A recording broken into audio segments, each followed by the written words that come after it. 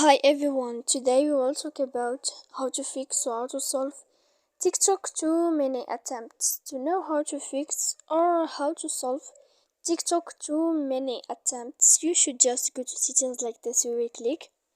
After that, in this page, you will go to apps, default apps, app settings.